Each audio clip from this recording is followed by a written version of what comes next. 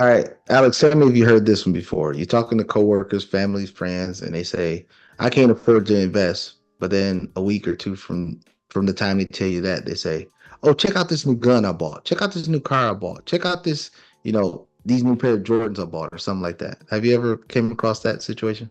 Yes. Yep. Yeah. More than I like to more than I like to come across it. Yes. Has it happened to you recently? It happens to me often. I mean, well, not as much now as it used to. I mean, because my wife is a big filter in my life. Um, because she won't allow me to talk to people who really don't want it. Because my wife understands that I'm I'm 100% invested when somebody call me and talk about their financial situation. Meaning 100% invested. I want it as bad like I'm in that situation because I remember how I was when I was in that situation when I was broke and destitute. So I go all in, I'm telling them, hey, look at this. Why don't we do this? I feel like I'm married to them and I'm trying to get us out of debt together. And then so I mean it's very taxing. It's very taxing on my life doing that because a lot of people just don't want it. uh, they say they want it, but then they'll, like I said, they'll be talking about vacations, Jordans, cruises, some other, check out this on Hulu, Netflix. They got all the subscription channels and all that. And then it was becoming very frustrating to me. Hell, I think I'm probably on blood pressure medicine right now because of talking to people about their finances, but they didn't really want it. But so I don't hear those as much.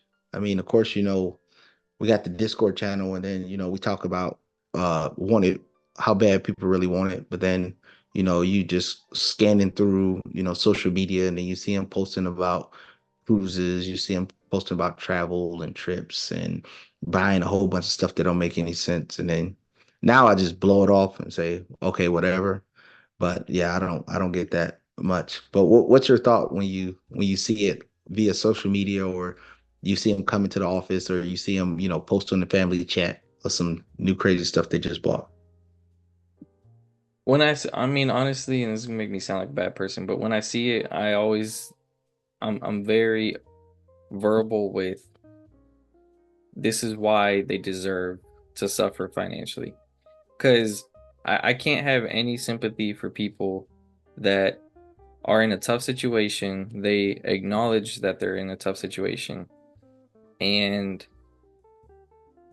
they can ask me any question, just like people that can ask you any question. They can get the knowledge.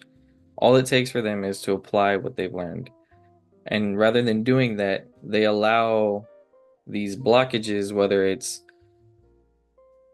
any kind of family event, whether it's their kid wants to go somewhere, whether any excuse they can make up, they want to go shopping, anything.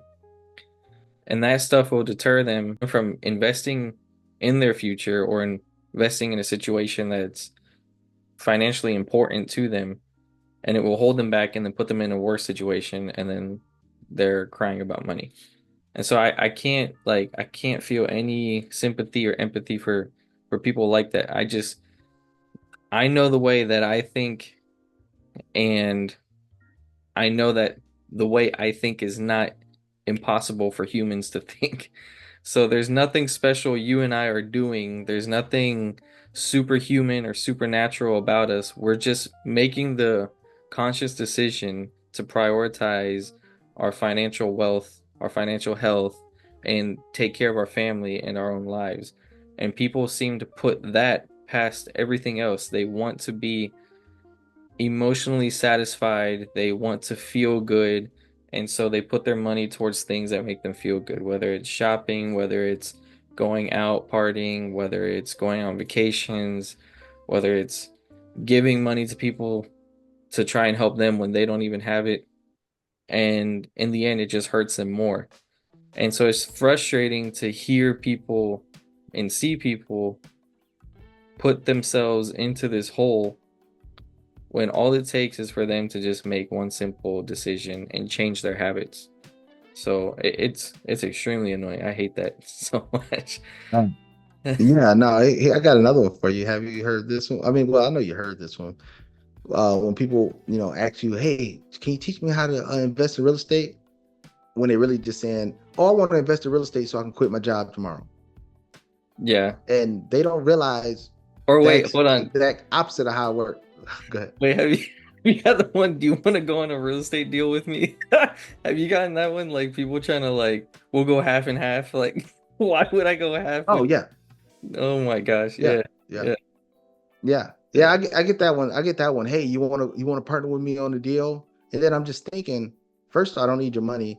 Second is I'm going to use my money to partner on a deal that you ain't gonna have enough money for, and then I'm gonna have to do 95% of the work to make the deal work. And then you acting like you're just a silent partner or something now when it's you that's supposed to be doing the work. Yeah, yeah, I've had that. I had that. I get that call maybe once a month. I mean, one guy, he sent me a listing that he was like, "Hey, I think this is gonna be right up your alley," and then I told him the 500 reasons why this property would not be up my alley. And then he was like, "Hey, do you partner? Do you joint ventures? I got some projects in Jacksonville and in Georgia." And then he was like, "I'm not gonna lie, I spent a lot of money in rehab, so I'm either gonna have to flip them, or I'm gonna have to flip it and sell it, or I'm gonna have to do something or get a JV partner in there." And I'm like, "No. First off, let's be honest here. I already have a partner. Call my wife. So now I'm about to get in a deal with you, and then I got to do work for a deal that you messed up on. Not gonna happen."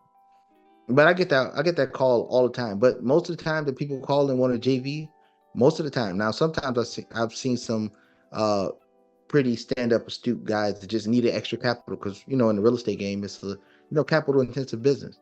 But for the most part, it's always been people just don't want to do the work, or they trying to bring $5 to the table and say they're in real estate.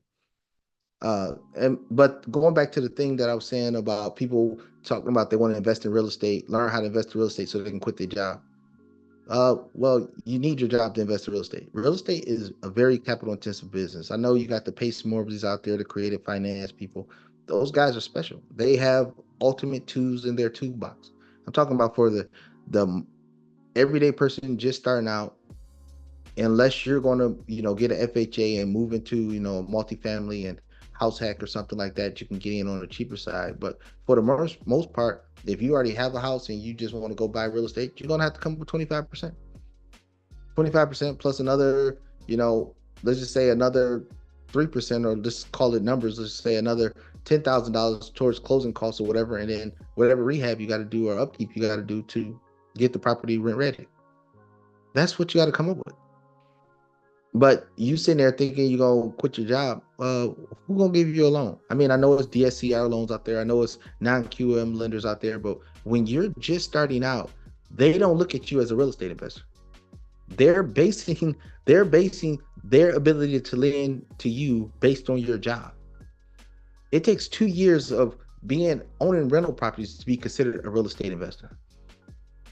So you need your job to generate that income to still be marketable to lenders. And Alex, I know we talked about it before. I wanted to, go into the larger property scale, 24 to 40 units.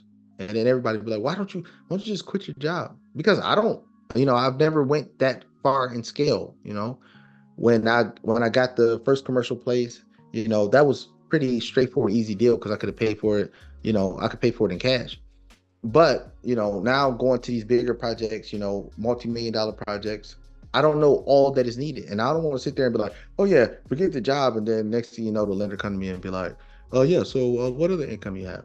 And I trust me, I've looked on the internet and I've seen all the commercial guys, and they talk about, "Oh, this is what you need, this is what you need," but I just want to make sure that I'm sure. I don't want to say I quit and then they be like, "Hey, where's your job?" Oh damn, I just quit that damn thing. And I I'm 85% sure I don't need the job to do it, but I'm not 100% sure, so I'm not going to just be like, "Oh, I'm going to walk away and just do this," and then come to find out that's the one thing that's missing. But especially through 1 to 4 units, a job is paramount to have, especially if you not paying cash for these properties and you need lenders. You have to be marketable, and you're marketable by your income. They don't base it off the asset like they do in commercial properties, five to hundreds and thousands of units. They base it off the asset. But 1 to 4 is they base it off the income that you bring in. So you trying to quit your job after one rental property is not gonna happen. Trying to quit after two rental properties is not gonna happen. Maybe 10 rental properties, 5, 10 years from now, maybe you got a chance. But it's not that quick fix. I got one rental property, oh, I can quit my job. You do it if you want to. You're gonna be sitting in a sad state of affairs. Yeah, and it's just when people say that they don't have money for investing, it's just funny because in today's world now with I mean, they've made investing so easy and accessible to people, like on the stock market platforms, allowing you to invest with one single dollar. I mean, if you have money to buy lunch on your lunch break, you have money to invest. It's just, it's, there's too many excuses, I think. Yeah, I agree with you 100%. With all that being said, thank y'all for viewing. Please like, comment, and subscribe, and we'll see you in the next video.